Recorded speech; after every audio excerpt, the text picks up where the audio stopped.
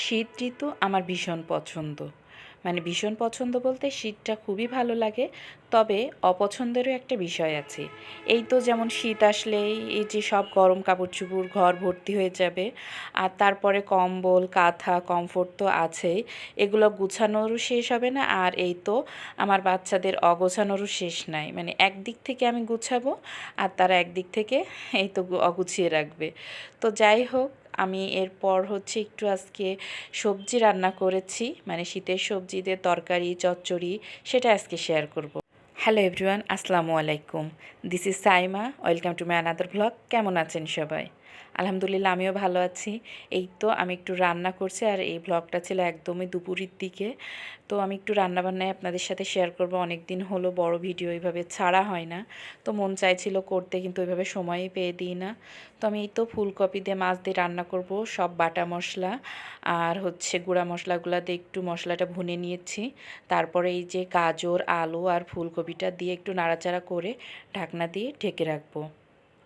আর এই তো ঢাকনা দিয়ে ঢেকে রাখার জন্য সিদ্ধটা হবে।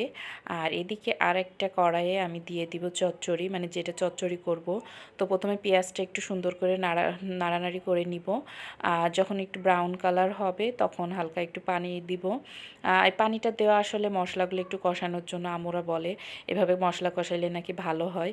তো আমি আজকে রান্না সব মশলায় হাতে বেটে দিয়েছি, যার জন্য বেশ সুন্দর হয়েছিল রান্নাটা।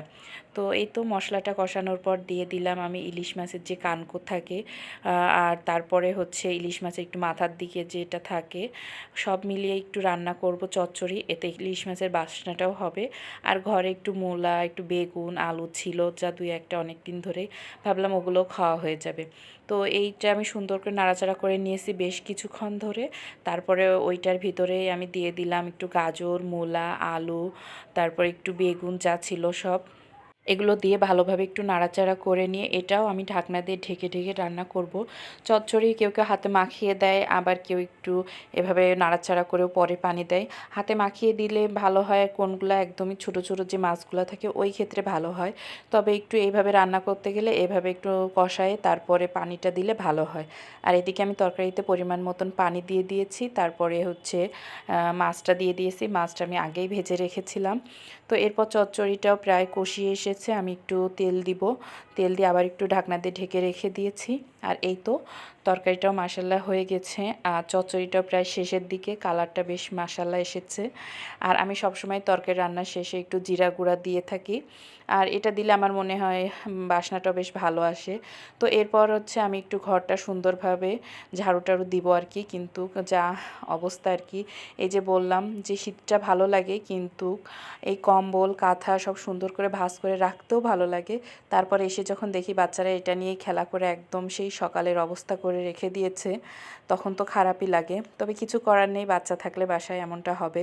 তো আমি সেই জন্য রুমটা একটু সুন্দর করে গুছিয়ে নিচ্ছিলাম। আর বিছনার চাদরটা একটু টান টান না থাকলে আমার আবার ঘুম আসে না, মানে ভালোই লাগে না দেখতে। তবে বাচ্চারা বড় হলে হয়তো এভাবেই বিছনা করে রাখলে সবসময় এভাবেই থাকবে, তখন হয়তো আর তাদের ছোটোবেলাটা ওইভাবে ফিরে পাবো না। তাই আর কি আফসোস হয় না, রাগও হয় না। ওদের একটু বকা দিলে পরে আবার খারাপ লাগে। তো কী আর করার, ওরাও আস্তে আস্তে বুঝবে, আমাকে একটু হয়তো সাহায্য করবে তখন। তো সেই আশাতেই আছি। তো আমার এই তো এক পাশটা গুছিয়েছি, আর এই যে এক পাশটা দেখুন রং পেন্সিল রং নিয়ে সব বিছনায়। তো যাই হোক, আমার এই ছোট্ট ভিডিওটি আপনাদের যদি কোথাও কখনো ভালো লেগে থাকে অবশ্যই লাইক দেবেন। যারা নতুন দেখছেন ফলো দিয়ে পাশে থাকবেন। আর ভিডিওটি ভালো লাগলে শেয়ার করবেন। এই তো তারপর দেখছিলাম সাবার বাবার কোন ড্রেসটা একটু আয়রন করতে হবে। আসলে বাসায় থাকলে খুঁটিনাটি কাজ তো থেকেই যায়। তো ভাবলাম যে দুইটা শার্ট আয়রন করি। আর আজকে ভিডিওটা এখানেই শেষ করি। সবাই ভালো থাকবেন, সুস্থ থাকবেন। আসসালামু আলাইকুম।